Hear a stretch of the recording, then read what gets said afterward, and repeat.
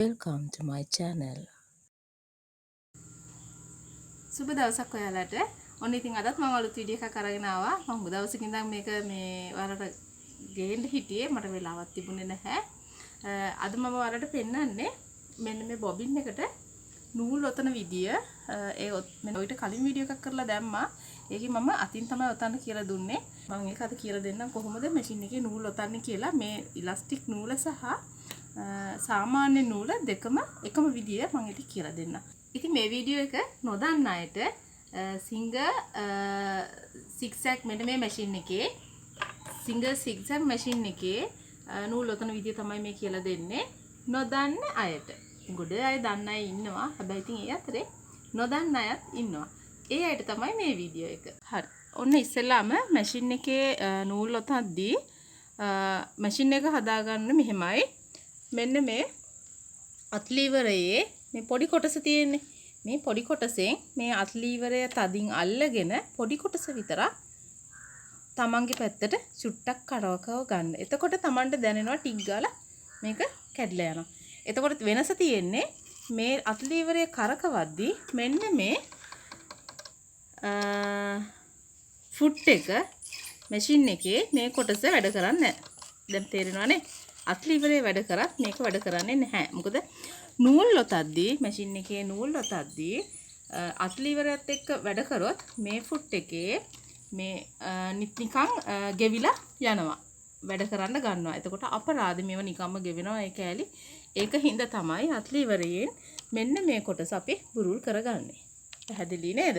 හරි. අපි බලමු නූල් ඔතන්නේ කොහොමද කියලා බලන්න. අපි නූල් පන්දු ඔතන්නේ නූල් පන්දුවේ කොන අරගෙන මේ කොන අරගෙන දැන් මම ඔතන්නේ මං ගාව තියෙන එකක්මයි. ඔයාලට මේ වගේ ලොකු නූල් පන්දුවක් තියෙනවා නම් ඒක බිමින් තියාගෙන හරි පහසු තැනකින් තියාගෙන නූල ගන්න පුළුවන්. හරි. මෙන්න මේ වගේ කොන අරගෙන මම හිතන්නේ ඔයාලට පේනවා ඇති. මෙතනින් යන්තමින් අල්ලගෙන යම් ප්‍රමාණයක් වට 3ක් 4ක් මෙහෙම ඔතා ගන්න අතින්. ඊට පස්සේ ඒක මෙන්න මෙතනට නේ පේනවද?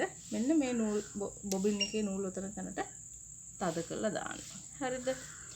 ඊට පස්සේ මේක මේ පැත්තට තල්ලු කරනවා. හරි. මෙන්න මේක වැඩිපුර කැලක් තියෙනවා මම කපනවා දිගට තියෙන හින්දා. ඊට පස්සේ මේ නූල මෙහෙම අරගෙන ඇවිල්ලා මෙන්න මෙතන ටෙන්ෂන් එකෙන් තමයි දෙන්නේ. මේ තියෙන මේ පොඩි රවුම මේ කොටසින් නෙමෙයි මේක අපි මහන කොට පාවිච්චි කරන්නේ. මෙතන මේක පාවිච්චි කරනවා නූල් ඔතද්දී මෙන්න මේ කොටසින් මෙහෙම ගන්නවා. මෙහෙම ඇතුළට දාලම ගන්න. එතකොට මෙයා ඉබේ මේකම ඉස්සෙනවා පහත් වෙනවා ඔයගලන්ට පේනවා ඇති. ඒකෙන් ඒ නූල මහත හින්දා ඒක ටෙන්ෂන් එක හදා ගන්නවා. ඕන ප්‍රමාණයක මුණුරක් ඒ කියන්නේ දාන්න පුළුවන්. ඒ කියන්නේ මේ ටිකක් ඉඩ තියෙනවා ඒකේ. හරි. ඊට පස්සේ දැන් මම මේකෙන් පෙන්නුවට ඔයාලා නූල් පන්දුවෙන් ඔතන්න පුළුවන් මේ විදිහටම.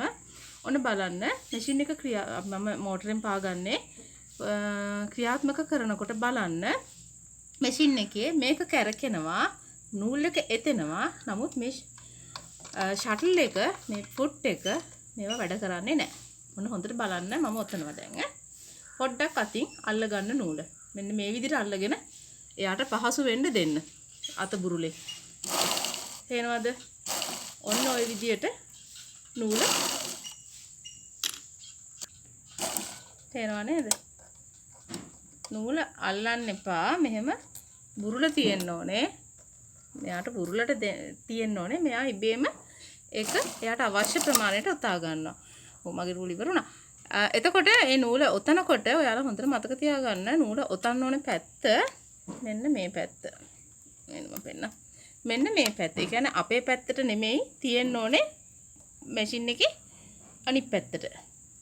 අපේ පැත්තට නෙමෙයි තියෙන්න ඕනේ මේ පැත්තට. ඔන්න ඔහොමයි තියෙන්න ඕනේ. පැහැදිලි නේද?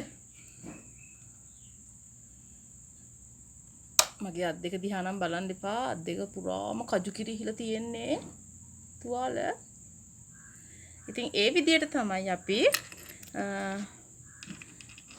ඉලාස්ටික් නූල බොබින් එකට ඔතා ගන්නෙ.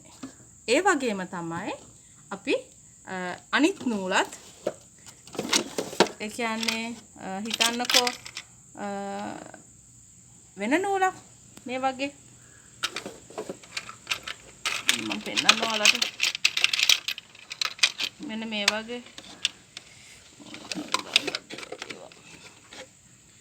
මෙන්න මේ වගේ නූලක් ඒ කොතන්නෙත් ඒ විදිහම තමයි. කිසි වෙනසක් නැහැ. ඔය ඒ විදිහට දැම්මා. නූලේ මෙතනින් මෙහෙම ගත්තා. නූල මෙහෙම සම්පූර්ණ උතල තියෙන්නේ නැහැ ඉතින්. පොඩ්ඩෙන් තියෙන්නේ. මගේ තියෙන ඔක්කොම බොබින් පුරවපුවා මම පුරවගෙන තියෙන ලේසියට පහසුවට. ඊට පස්සේ මෙතනින් මේ බොබින් එහාට කළා. මෙතනින් මේ අත්ලීවරේ බුරුල් කරා. මැෂින් එක ක්‍රියාත්මක කරාම හැබැයි මෙතනින් අල්ලලා පොඩ්ඩක් සපෝට් එක අපි දෙන්න ඕනේ ෂේප් එකේ. මෙන්න මෙතනින් අල්ලලා තමයි නූල අපි එයාට සපෝට් එකට යන්න දෙන්න ඕනේ. එතන හැමතරම් පැටලෙනවනේ. හරි. එහෙම තමයි කරන්නේ. ඊට පස්සේ නූල් ඔතල ඉවර වෙලා අපි කරන්නේ මෙන්න මේ අත්ලීවරේ නැවත මේ ලොකු ලීවරේ අල්ලගෙන ඔව් මෙතනින් පස්සේ වීඩියෝ එක රෙකෝඩ් වෙලා නැහැ. එතන කරන්න ඕනේ අවසානයේදී අත්ලීවරේ බුරුල් කරපු එක අපි ආයම හිර කරගන්න ඕනේ. එතකොට තමයි ආයෙ සාමාන්‍ය විදිහට මැෂින් එක වැඩ කරන්න පුළුවන් වෙන්නේ. නැත්තම් මැෂින් එකේ ආයෙ සාමාන්‍ය විදිහට මහ ගන්න බැරි වෙනවනේ. ඒක මට කියන්න බැරි වුණා. වීඩියෝ එක එතනින් එහා රෙකෝඩ් වෙලා නැහැ. ඉතින් අපි ආයෙත් දවසක හම්බෙමු මේ වගේ අලුත් වීඩියෝ එකකින්.